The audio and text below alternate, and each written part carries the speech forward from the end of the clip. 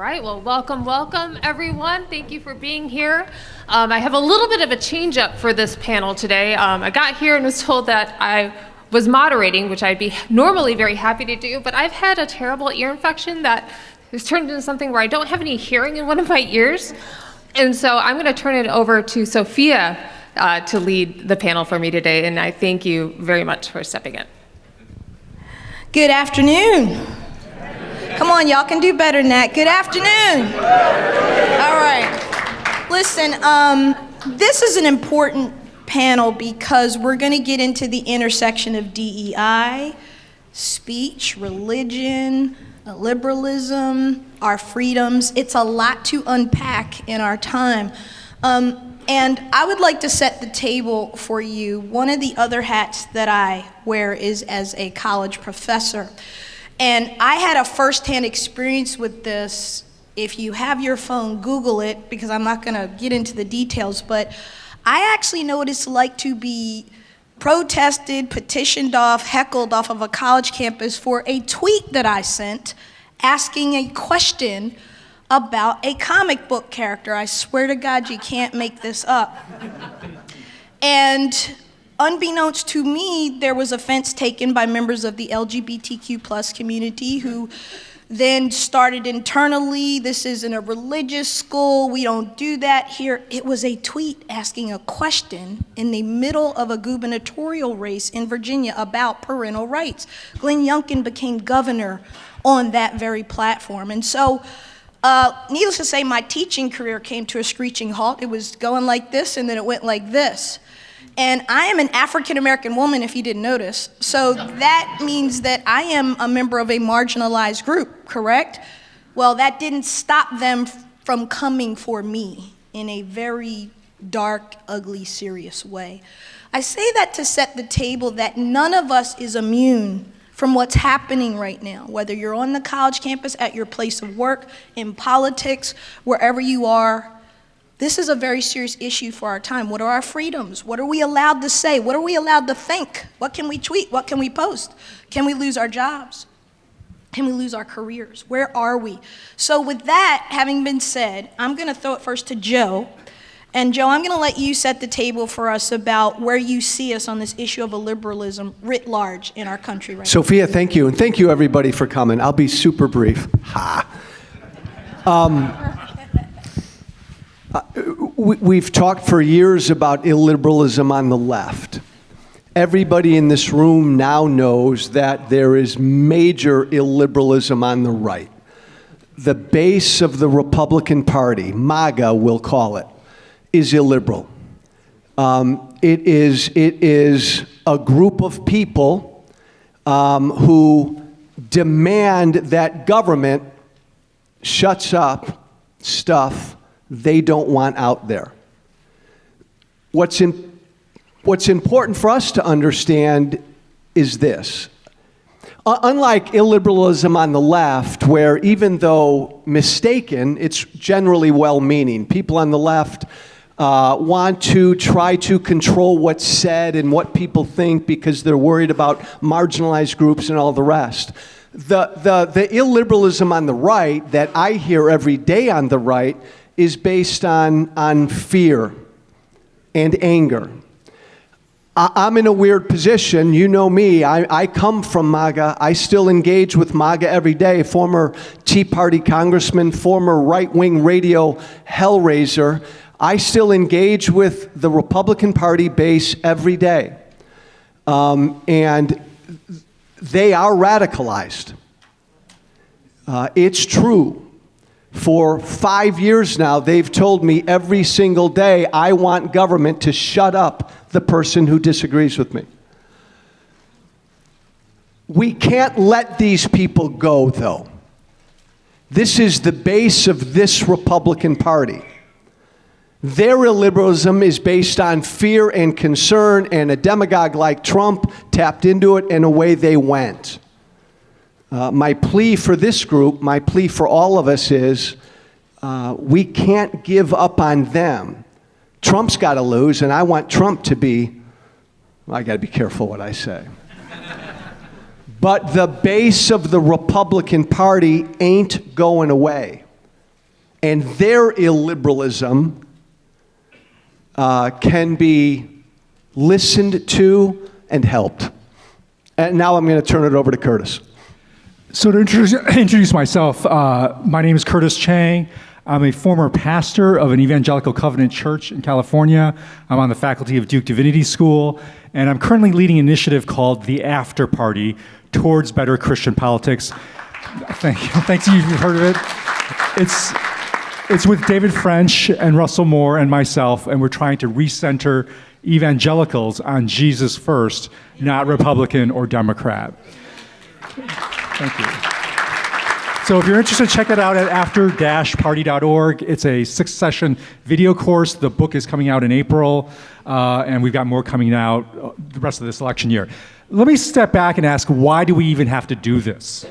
Why do we even have to mount something called the After Party? Because it actually speaks to, I think, the long-term historical trajectory of illiberalism. And I mean long-term. So let me step back just for a moment and just kind of give a very simplistic, but I think accurate history of liberalism and illiberalism. And by that, I think we have to start with, where did this start? Where did liberalism, what is its origins? And this is where I think that history is pretty unequivocal. It started as a Christian invention. Right? It started as a Christian invention to solve a Christian problem. In the 16th century, we Christians were killing each other because of our religious differences. And in order to solve that problem, Christian thinkers invented liberalism as a way of thinking about how do we organize life so we don't kill each other over our differences, as was happening in Europe throughout the Middle Ages, right? So in order to solve this Christian problem of the original illiberalism, if you will, the original sin of illiberalism, we drew on Christian resources. And we drew on, most foundationally, that humanity, all human beings, every human being, was made in the image of God, and therefore had inherent dignity, value, and worth. And this was the foundation of the basic notions of liberalism, that every human being is born with some inalienable rights that deserve protection and respect. So we have this long-standing historical relationship. I would say it's like a parent-child relationship.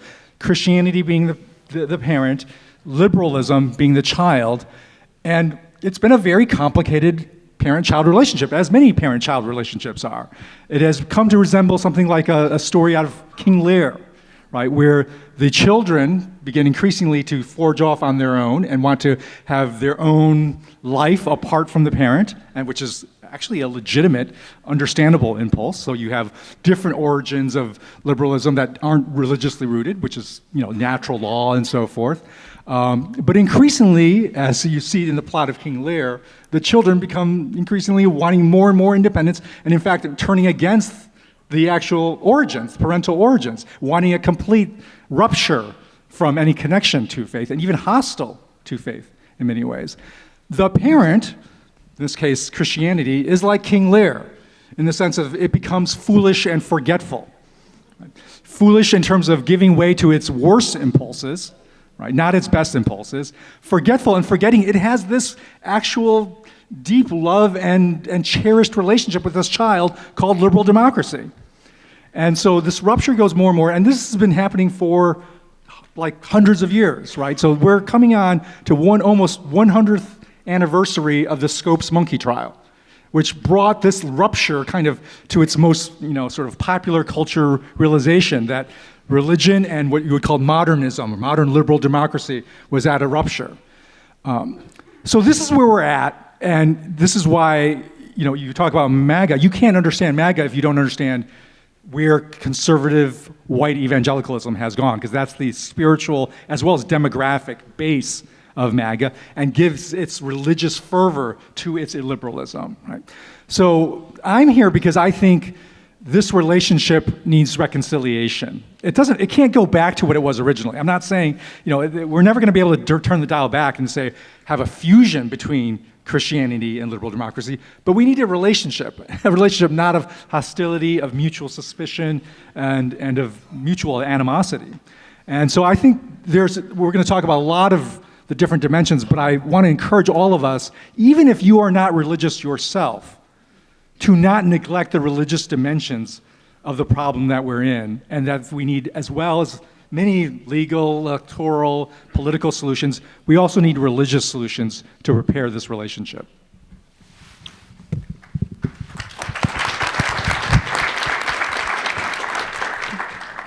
That's great. And so the topic of this panel is how do we combat illiberalism? And I think a lot of you are familiar with me from my work at the Bulwark. I see a Bulwark tote bag over there. I love that. Now I'm at Protect Democracy. But I do believe that the people who are sponsoring this conference, you have different groups from different walks of life coming together now to think about how do we stop this? And it's a really hard question. But hard questions can sometimes be answered in a really simple fashion. And if we look to political scientists, they say, by studying what happened to democracies and the fall of democracies around the world, that if you want to keep one, you really only have to do three things. Number one, you all have to play by the same rules and accept the results if you lose. Number two, you have to disavow violent actors. And number three, if those violent actors are within your own organization or tribe or party, you have to be willing to break with them. And that last part has been the hardest thing for Republicans since the rise of Trump in 2015. And even now, I'm sure we're all watching what's going on with Nikki Haley. And what does that mean for the Republican Party? What does it mean for the primary? What does it mean for the 2025 election? And that's the really hard part, the frustrating thing about Nikki Haley, right? Because I think she's doing a great service in performance for the country to explain why Donald Trump is bad for Republicans. But it's worse than that. He is bad for the country. And until you're willing to break with someone who stokes violence, that problem is going to continue. And so her sort of closing argument at the end of this is that, well, Donald Trump is terrible, but Biden is worse. That is fundamentally dishonest. That is misleading.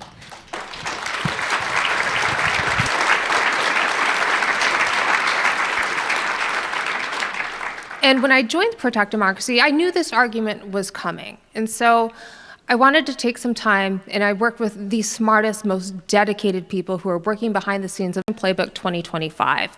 And it goes in painstaking detail about why, if Trump returns to power, it will be worse in a way that fundamentally attacks our institutions. It begins with pardon power abuse, not only, the way that he displayed in his first term, but his ability to pardon himself. And what does that mean for the rule of law? The clear takeover that he is plotting and forecasting of the Department of Justice to not only direct investigations against his enemies, but to protect himself from any form of accountability. The growing hunger for regulatory retaliation that you see in places like Florida and even Georgia, where people are talking going after Coca-Cola and Major League Baseball because they spoke out against voting rights.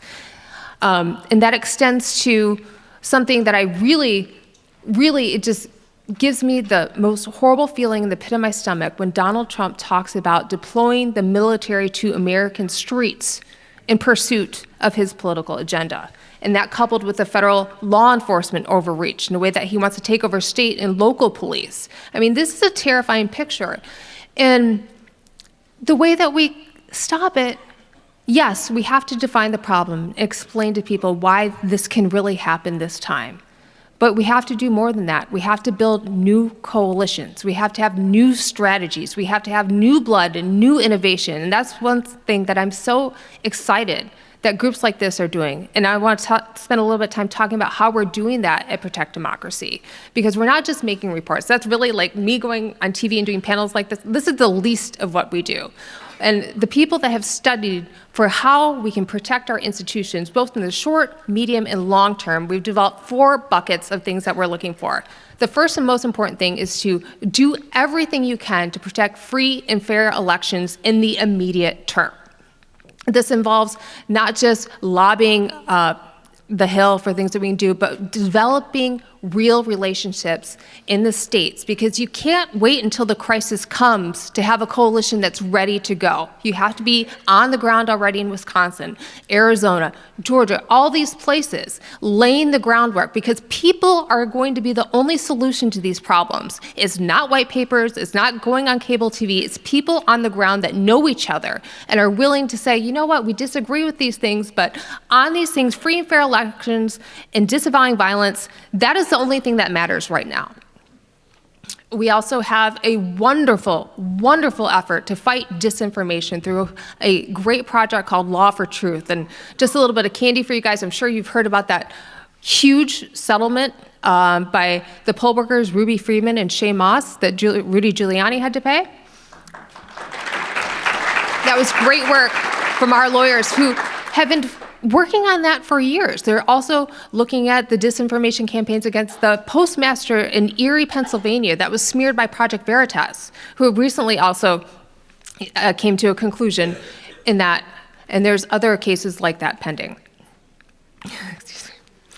We also have to work on our other big bucket is defending the rule of law in every way that we can and rushing to the front lines of that fight. Excuse me, I'm just having a little bit of trouble here. And then lastly, the most important thing that you can't forget about is working to build the democracy of tomorrow and the long-term solutions so that we can break this partisan cycle and looking at things like fusion voting, ranked choice voting, proportional representation. You'll hear from one of my colleagues later, Bo, who has a lot to say about that, looking at the big long-term solutions. And so I think there's a lot to be excited about. You know, I was an original OG Never Trumper in 2015, and there was very few of us.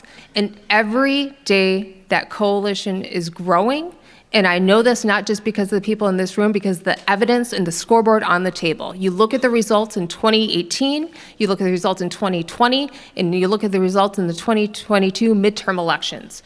And if you're looking for any other little bit of hope, just in the last election, you had people like Liz Cheney, Adam Kinzinger, et cetera, supporting Donald Trump. They're never going back now. So if we can find out how to stick together and really focus on the things that matter for our country long term, we're going to be just fine. Thank you, Amanda. So here's what I'd like to do, because we've got a little less than a half hour left. I want to dig deeper, but I want us to get shorter with our answers, okay? So we give out information. Is there Q&A or we don't do Q&A? Is that not something that happens? Okay. Anyway, so you talked about institutions and you talked about how we protect them. And I brought my On Tyranny little handbook here. If you don't have one, you need to get one. And the 20 lessons. And the first one, of course, is do not obey in advance. So don't submit, which this group has decided we're not doing. The second is to defend institutions. All of us have heard over the last year or so, people that we once respected, United States senators, members of Congress, leaders, former attorney generals, judges, attack the Department of Justice, attack our institutions and say that they are rigged or that they are in some way communist or socialist or they are in some way dangerous. I want your thoughts on, first, what you think about how people who used to, or actually people who are getting paychecks every month from the Congress, attack it and attack DOJ, and kind of how did we get here? And I'll start with you, Professor. Well, I'm going to go long-term, big picture here and speak about the Christian community. The Christian community is prone to attacking institutions reflexively because it actually doesn't have a spirituality of institutions. It doesn't actually know how to make spiritual sense of this being called an institution. Because if you think of an institution as an object, as a tool, then if it's not, what do we do with a tool that's not working, that's not giving us the results that it wants? We throw it out and we get a new one, right? We like it's broken. It's broken because it's not functioning. We don't actually apply that with individuals. I mean, at least those of us who haven't gone completely into illiberalism, we've been trained, whether you're Christians or not Christian, we have the legacy of treating individuals as made in the image of God. Whether or not you subscribe to the religious origins of that, we have been trained to treat each other like, even though you don't agree with me or you don't give me the results, you still have dignity, worth, and value. You're not a tool at my disposal. Because we learn to treat the human individual that way. we have not formed our people, and I'm talking about ourselves, we have not formed our community, Christians, evangelicals especially, we have not formed them to treat institutions as humans, as human beings in the collective. Therefore also, in its own way, deserving dignity, worth, value, intrinsically, inherently, even if it's not delivering the results and the outcomes you particularly want. So I think there's a long-term project that I'm actually very committed to, which is actually giving Christians a vision of institutions that's a spiritual vision. That's seeing them as composed of, that they're human, the human in the collective, and therefore are not to be treated as simply instruments for us to wield for our instrumental outcomes, but rather ones that we have to respect, nurture, care for, just as we do with individuals who disagree with us. Professor, let me double back on you for a second. Can you explain to us, because we see this a lot on social media, there have been a ton of articles, it's a big topic, this Christian nationalism, and what exactly is Christian nationalism and how does it fit into what we're talking about? And then Joe, you can Well, I'll jump in, and I think Joe has experienced that firsthand. But Christian nationalism basically is actually it's a form, an ancient form of a biblical phenomenon called idolatry. And idolatry. That's good. That's good. And it's simply making your nation your idol.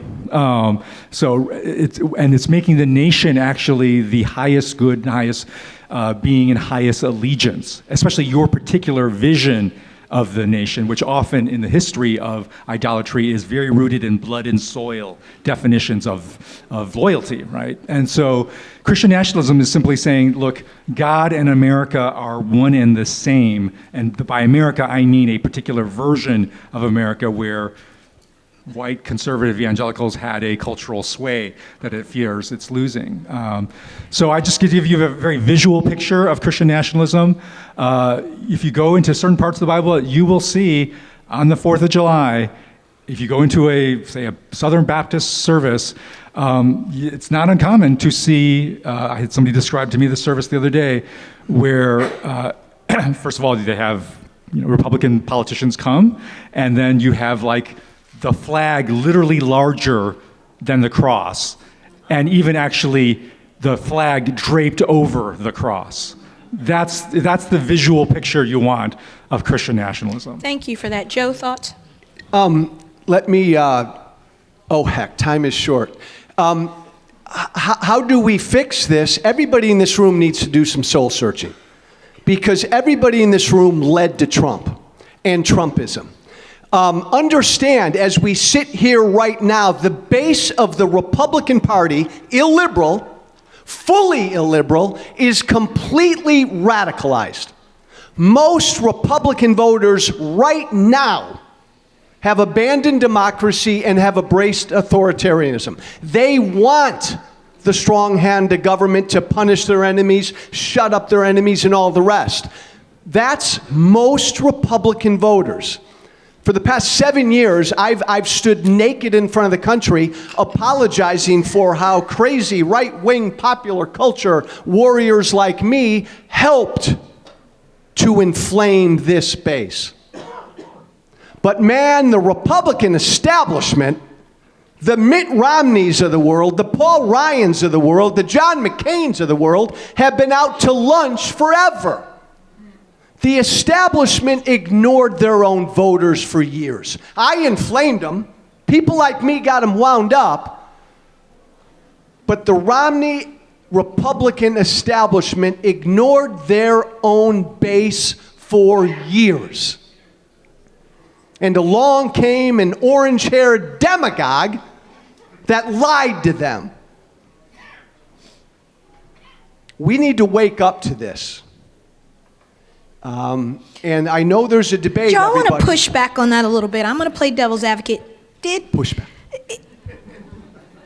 You said the voters were ignored, right? Trump tapped into something, right? Let's talk about what that something is. Let me weigh in and I want you to respond. So I'm speaking to this now from the perspective of somebody who became a Republican on her college campus. I'm about to date myself badly, in 1988 when Jack Kemp came and spoke at my college campus, okay? So And I grew up in a very Democrat family, and when I came home, I was like Alex P. Keaton when I came home and announced and you have to be old to know who that is, right? You young people, Google it. But, I came home and said I was going to be a Republican, and my parents had horror in their eyes. But at any rate, fast forward to the Jack Kemp Republican Party and others, George Herbert Walker Bush, et cetera, and come to where we are now. Seeing this as an African-American woman who was always center-right, so more socially, more moderate in my politics, fiscal conservative, military family, et cetera, what I saw happening was this break of where the Republican Party, which to people in this room who don't know the history of the Republican Party, you know it was formed as an anti-slavery party, go all the way from Abraham Lincoln to Dwight Eisenhower, and black people voted for the Republican Party as their party. My grandparents were Eisenhower Republicans, right? And so up until Nixon in '68, Joe, black voters voted the majority of them for the Republican Party, right? So you saw this cultural shift when John Kennedy comes on the scene in the '60s, and then you have Barry Goldwater, and it kind of all goes downhill, except for Nixon is this hiccup. Where am I going with this? Where I'm going with this is it seems that a part of the discussion we're having right now as a country, and particularly what drives MAGA and their anger, is this wokeness, DEI, and what they call the destruction of America, and reverse racism, and you see all the lawsuits. Joe, can you help me? I mean, I know what it is, I've lived it, but I want to understand from your perspective as someone who you said ginned people up, what is that really all about? Why was there this racial break, and why is there such division among us racially in 2024? Yeah, Sophia, that's a great point. Coming from the base like I do, if I had $1 for every time somebody in the Republican Party base over the last 10 years said, Joe, I want 1954 America back, I'd be a wealthy dude. Like, they want this notion, Sophia, of what their America is back. And I guess why I get so angry at the Republican Party. You do realize in 1954 we were Sophia, segregated, right? I'm just Sophia, saying, I'm Sophia. teasing you, but anyway, go ahead. Love ya, I do. They may not. They don't, but yeah, I hear you. The point is, and I don't want to get into a debate or an argument, we're not going back to 1954. The only point I'm making is this. The base has been angry, concerned, scared for a long time at how rapidly this country was changing. We forget 12 years ago, Barack Obama and Hillary Clinton opposed same-sex marriage, only 12 years ago. Mm-hmm. And all I'm saying, Sophia, is the base had these concerns, and the base had these fears. And the Republican Party establishment ignored them, dismissed them, didn't listen to them, didn't educate them, didn't help them wake up to how life is changed and progress is good. Dismissed them over and over and over. Not just, I can give you the border is one big issue, but on all of these issues. And so they became radicalized, and man, then Trump touched them. Joe, you said a key thing, and I hope you went exactly Curtis, right. Amanda, get in here. Jump in. Well, give me a second. I want to get to Amanda, and then I'm going to come back. But you said something critical. You said change. And I wanted you to hear that word because that's really what's going on here. This country will be majority minority in just a decade or less. That's Latinos with the biggest group of minorities. African Americans will be second. We have remained static at about 13 to 14% or so. But the Latino population is jumping huge. I mean, it will be the biggest swath of what's happening there. So you got these debates over the border and immigration and DEI and affirmative action and wokeness and, this, this, they're not qualified, right? That's what this is about, and I want you to hear, it's about change. We're not adapting to change. And Amanda, I want to give you quickly a chance to weigh in on this, what you think is happening with, where we are. I think Joe brought us there, and then I'd like to come back to you, and then I'll wrap us down in the last 10 minutes or so. Yeah, I think one of the ways, the nefarious ways that the new MAGA right is trying to short circuit that process of change. I think a lot of very savvy people have looked at the electoral map and realized it's going to be hard for Republicans to win by the regular rules of the game. And so going into the 25 election, they've put all their eggs in the basket of Donald Trump winning. But not only Donald Trump winning, but remaking the federal government in a way that balloons executive power to make up for the losses that they are probably going to suffer in the House or the Senate.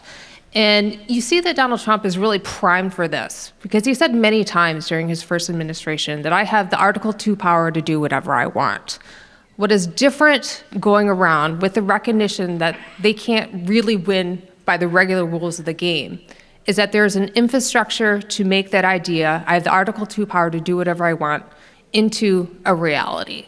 And that begins by essentially winning the presidency and then power rigging all the federal agencies to be accountable to political executives. Now listen, like every president has the power to make his appointments and to promote his policy agenda, but they're talking about doing something that's very different.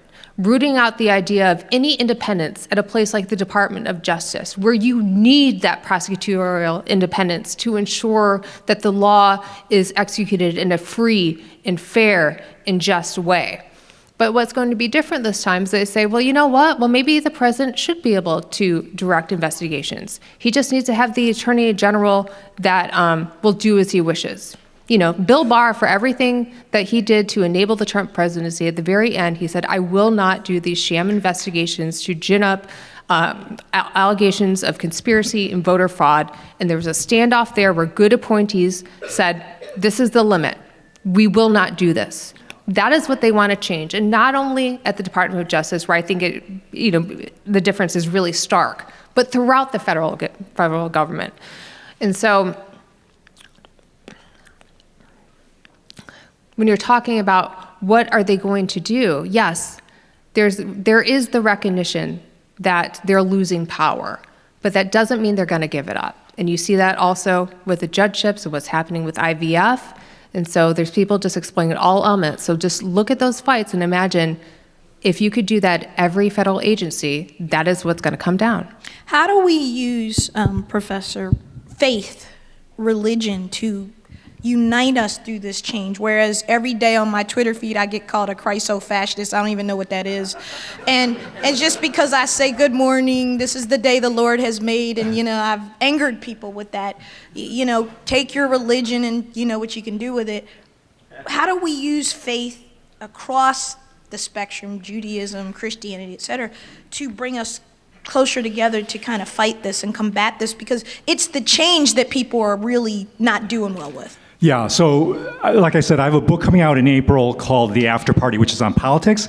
But last year, I wrote a book on anxiety. And there's a reason I did that, is because exactly what Joe is saying, is you can't understand what's happening in politics if you don't understand anxiety, if you don't understand the anxiety of the base of the white evangelical population. And because their underlying anxiety is about losing things. That's what anxiety is, the fear of future loss. We cannot actually we cannot set up a political situation where we guarantee they will not lose things, because they have lost things, very real things, and some valuable things that they're as valuable to them. Their understandings of marriage, gender, sexuality, family, name it. You can get online. Those are things that you may disagree with them, but that are valuable to them, and they are losing them. Put a pin in that. Stop. This is important. Joe, back to your point. 1954, what does this country look like? It's segregated. Ozzie and Harriet, the Donna Reed show. What else we got going on? The Ed the horse, the talking horse. What do we got? Got Bonanza. What do we got? Right. But it's a segregated country, particularly in the South. But don't be fooled. It was the same way throughout. Maybe not in the West. But the country's very white. It is Gerald Ford's election in 1976. 76% to 78% of the base of the voting base in the country was Caucasian, which meant there was only about 20-some% of everybody else. That is now dramatically changed, where it's only maybe 60% now of voters are Caucasian, and it's other. So I wanted to set that table, go back to your point, because that's the world they know, is his point. Yes, some of what they lost, they should have lost. They should be losing. Some of which they've lost, they actually value, and for good reason. So that's all I'm saying. But the emotional reality is of loss, which triggers anxiety. So this is where, for me, we have to play a long game. We have to actually prepare and retrain our people how to hold loss, how to actually experience anxiety, other than to channel it into these toxic political movements of radicalized illiberalism. And so this is why there's a multidimensional solution. There's structural political situations, but we also need cultural religious solutions that help our people know how to handle loss. You can't have a democracy if you have people who do not know how to hold loss. That's the essence of democracy. Wow, that's deep. losers' consent, right? So we've got to teach our people how to lose. In these last 10 minutes, because we've got less than 10 minutes, and I'm going to ask each of us to just respond to this question, and then you can make a kind of closing statement, but keep it tight. I think that if you look at this conference, and Heath, where are you? You in here? Okay, he's not, but I want to give Heath a round of applause just for this amazing conference and his vision and what he's doing, because first principles is what this is all about. And one of our most fundamental principles is freedom. Freedom is really on the ballot in 2024. Freedom of reproductive health, freedom of thought, freedom of speech, freedom of religion, freedom from burdensome government. We're supposed to be the limited government folks, aren't we? We're supposed to be the guys who believe in less is more. And so with that in thought, I want to talk about and end with this debate on speech and what that means as we go forward, because as I talked about as I opened, African-American woman, the first black scholar in residence at my university, and I get destroyed by another marginalized group that has more power. Don't miss this. Because we are in factions and groups now, and we take each other out depending on what we like or don't like about each other. We've seen this at its greatest end post-October 7th. And the attacks on Israel by Hamas. And on our college campuses in this country, Jewish people, students and faculty were not safe. They were locked in dorm rooms or closets or the library. Vile things said. That doesn't mean that we're not sensitive to the plight of those in Gaza and the Palestinian people, because I think there's not a person in here who isn't concerned about that. But where have we gone that now certain groups are sanctioned, Joe, Professor Amanda, to take out the other group, and then the university, which is an institution, doesn't stand in the door and say, stop. No, that's not speech, that's violence, to your point, or harassment. And I want us to come full circle to where we are, because we've gotten to a place now where we're all afraid to say the right thing or do the wrong thing because we don't want the consequence or there's going to be a takedown. And I'll start and end, Joe, I'll start with you. And again, we've got 7 minutes left, so keep it tight. Your thoughts on how we got here on speech. Tight. And I'll bring it right back to the base. For years, the Republican Party base, Sophia, has been rightly concerned about how the left has dominated so many of our private institutions, the media, academia. Public as well. And they were right to be concerned and scared about it. This is one of these culture war issues that the Republican Party establishment never wanted to touch, but their base was concerned about it. And as Sophia said, October 7th exposed a real hypocrisy in how the issue of speech was handled by the powers that be of the left on these college campuses. And the answer isn't to protect Jewish students. The answer is to treat every student equally and let speech bloom. Very good. That's it. Professor, thoughts? I think we need to recover the immense transformative value of private speech.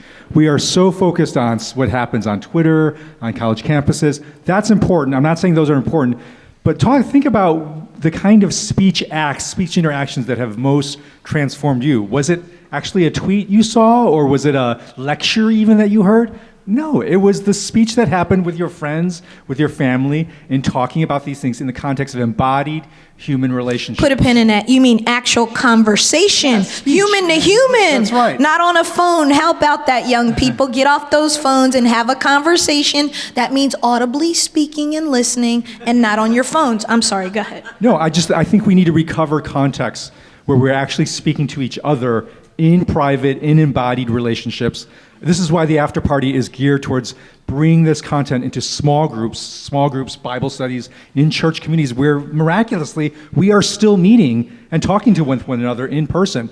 If you're part of other institutions that don't have that, create that. Look for that. Look for that in your neighborhood. Look for that in your family. Get back together over Thanksgiving, even with across political differences.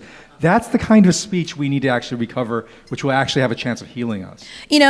I like to give takeaways, so let's talk about what we got as some issues here. So we know that the MAGA movement, Joe said something important. They were concerned about some things, thus the Tea Party of 2010, right? That said, you're not paying attention to these things and they matter. We know that anxiety, you said, is at issue here. People are worried about change, and a country that has been largely white and in many ways homogenous and a certain way, Christian values, this is what we do, that is changing rapidly, fast. The ascent of women, white women in corporate, look at the Fortune 500, 53 women are CEOs in the Fortune 500. Not one of them is a woman of color. Rosalind Brewer stepped down from Walgreens, so there's now none. But there are judges, Supreme Court justices, 4 women on the Supreme Court. I'm old enough to remember when Sandra Day O'Connor was the first one, right? I was a freshman in high school, I think, when that was happening. The point is, that's how far we've come, right? But what we hear from these gentlemen in particular, and then Amanda talking really about the institutional stuff, is that we're in this shift. We're shifting. And we got to figure out how to shift together. So, Amanda, I'm going to let you take a minute or so to talk about your thoughts on this speech and how we need to do better with protecting our speech and talking to each other, et cetera. Well, I think when you look at what has happened over the past few years, as Joe mentioned, on the conservative side, there's been such a clamor to justify bad actions under the umbrella of free speech. And it is truly, we need free speech. It is fundamentally an American value, but we also have to recognize that that free speech license does not give you the ability to harm people recklessly. Or be violent towards them.